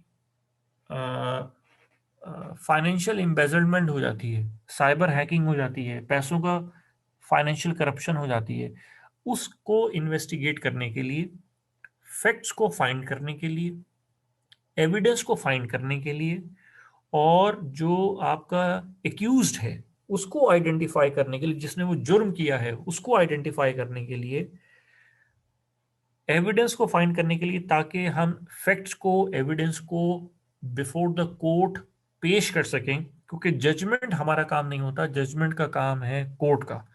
लेकिन कोर्ट में सिग्निफिकेंट या सबस्टांसिव एविडेंस प्रोवाइड करना, फैक्ट फाइंडिंग करना, इन्वेस्टिगेशन करना, एक्यूज्ड के बारे में इंफॉर्मेशन को गैदर करना, इसके लिए फिर आजकल हमारे यहाँ इंतहाई सोफिस्टिकेटेड टेक्नोलॉजी इस्तेमाल होती है। क्योंकि आजकल आपको पता है कि लोग क्राइम करने के लिए भी टेक्नोलॉजी का इस्तेमाल कर रहे हैं। तो जब क्राइम करने के लिए टेक्नोलॉजी का इस्तेमाल किया जा रहा है, तो क्राइम की इन्वेस्टिगेशन के लिए भी टेक्नोलॉजी का इस्तेमाल होगा, ताकि हम सही तरीके से फैक्ट फाइंडिंग कर सकें। तो वो ऑडिट जिसमें हम किसी क्राइम को इन्वेस्टिगेट करने के लिए लेटेस्ट टूल्स एंड टेक्नोलॉजी, चाहे सॉफ्टवेयर है, हार्डवेयर, उसका इस्तेमाल करें, तो उस तरह की इन्वेस्टिगेशन ऑडिट को या इन्वेस्टिगेशन को हम कहते हैं फॉरेंसिक ऑडिट। ये बात कुछ क्लियर हुई? तो ऑडिट की टाइप्स मैं बता रहा था, information system audit, forensic audit, और सर्विलेंस ऑडिट, सर्टिफिकेशन ऑडिट, और सब स्पेशल एक होता है स्पेशलाइज ऑडिट। स्पेशलाइज ऑडिट क्या है कि फॉर एग्जांपल ये हमारे यहाँ होता है अक्सर कि अगर हमने, वेस्ट में खैर होता है कि अगर मैंने किसी सॉफ्टवेयर को किसी कंपनी को सॉफ्टवेयर डेवलपमेंट आउटसोर्स कर दी है, तो अब अगर मैं उस सॉफ्टवेयर डेवलपमेंट, वो जो आउटसोर्स कंपनी है उसका ऑडिट करना चाहता हूँ, तो ये जो ऑडिट होगा ये बेसिकली स्पेशलाइज्ड ऑडिट होगा कि मैंने एक खास रिक्वायरमेंट जनरेट की कि भाई मैं ये देखना चाहता हूँ कि आपके यहाँ जो सॉफ्टवेयर डेवलपमेंट प्रोसेस है वो कितना इंडस्ट्री की बेस्ट प्रैक्टिसेस के करीब है, जो कि नॉर्मली लोग नहीं कराते या करते। तो अब ऐसा ऑडिट जो कि रेयर हो लेकिन किसी एक खास स्पेसिफिक स्कोप के हवाले से हो, तो फिर उस ऑडिट को हम स्पेशलाइज्ड ऑडिट के अंदर तस्वर कर लेते हैं। तो कहने का मकसद ये है कि जिस तरह वेस्ट में दुनिया जो है वो जो वेस्टर्न कंट्रीज हैं वो एशियन कंट्रीज को सॉफ्टवेयर डेवलपमेंट आउटसोर्स कर देते हैं, तो अब हम आउटसोर्स प्रोवाइडर हैं, सर्विसेज प्रोवाइडर हैं। अब अगर हमारा आउटसोर्सिंग सर्विसेज का ऑडिट किया जाता है तो ये जो ऑडिट होगा ये ना फॉरेंसिक ऑडिट में आएगा, ना आईटी ऑडिट में आएगा, ना सर्टिफिकेशन ऑडिट में आएगा, ना फाइनेंशियल ऑडिट में आएगा। अब इसको कैटेगराइज करने के लिए हम जो कैटेगरी डिफाइन करेंगे, हम कहेंगे कि ये क्या है, ये एक स्पेशलाइज्ड ऑडिट है। क्यों? क्योंकि हम आउटसोर्सिंग प्रैक्टिसेस का ऑडिट करने जा रहे हैं। कुछ क्लियर हुआ यहाँ तक? सर ये ऑब्जेक्टिव्स क्या है?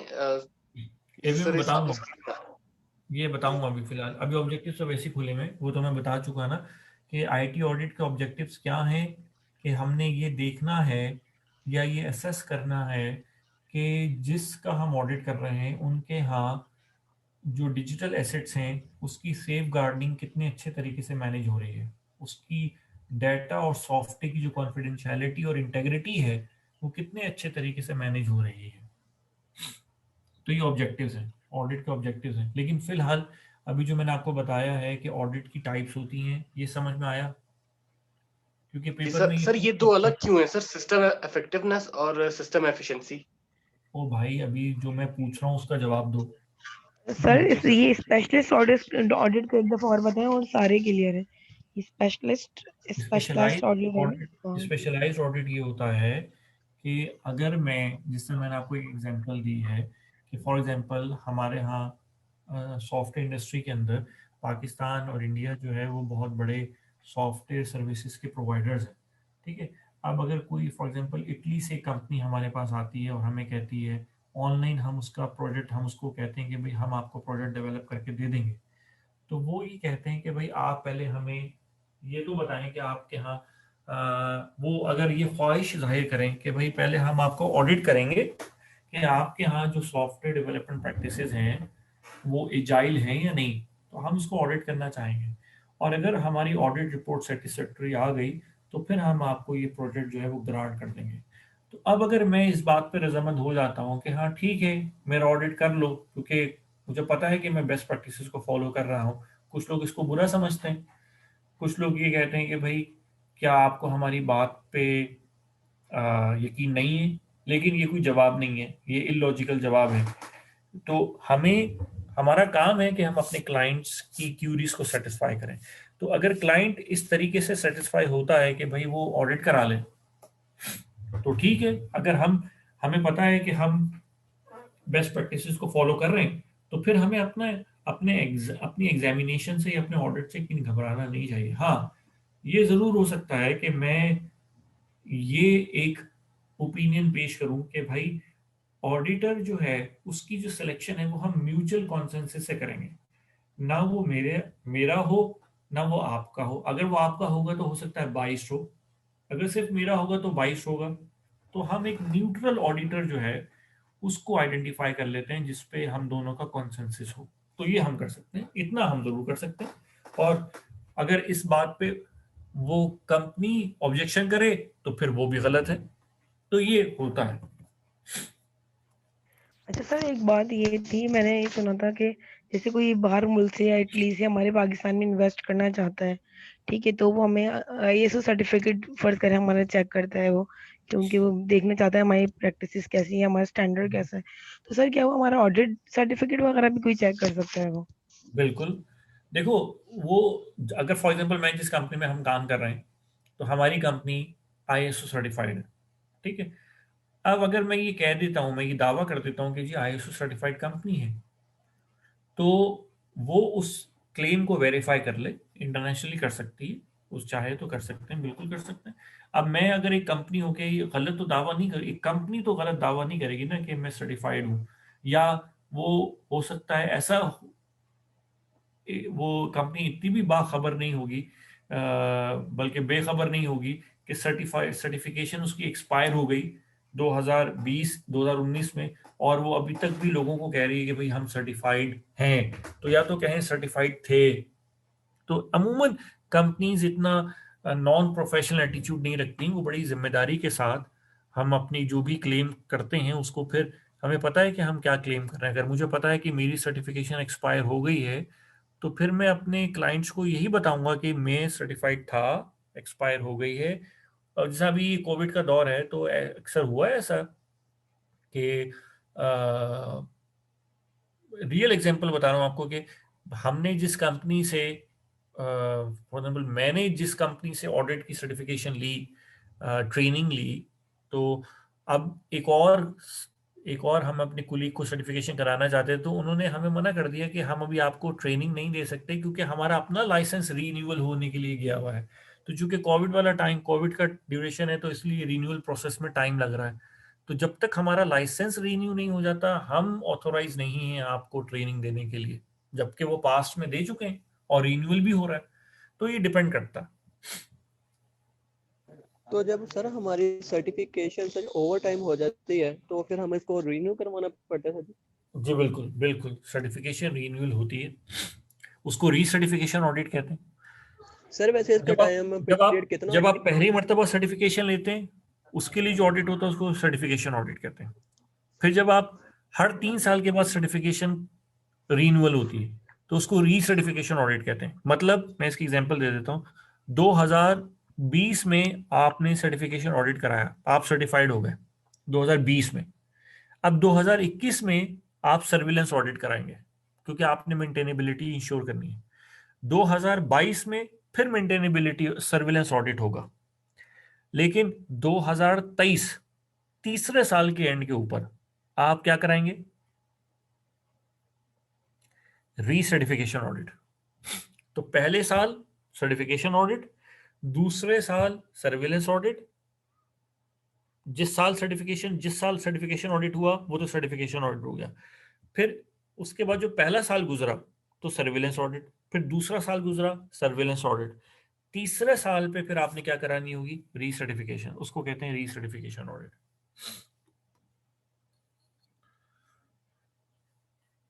कुछ क्लियर हुआ?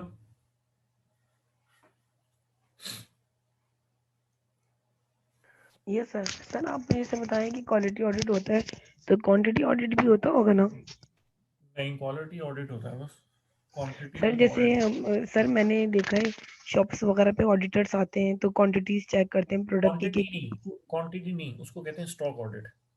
Stock audit. ठीक है हाँ, सर, क्वांटिटी ऑडिट नहीं होता, स्टॉक ऑडिट ये मैं होता है। कंफर्म करना चाह रही थी इसका नाम क्या बनेगा ना? हाँ, ठीक स्टॉक है ऑडिट होता है, बिल्कुल हो सकता है, बिल्कुल लेकिन स्टॉक ऑडिट जो है वो बेसिकली आपका ऑपरेशनल ऑडिट की एग्जांपल है। It's an operational audit. Okay sir. और किसी का कोई सवाल? कल से फिर हम जो कल तो क्लास नहीं है, वेडनेसडे को इंशाल्लाह फिर अगला टॉपिक शुरू करेंगे। ठीक है, okay sir. Okay sir. Okay Basim.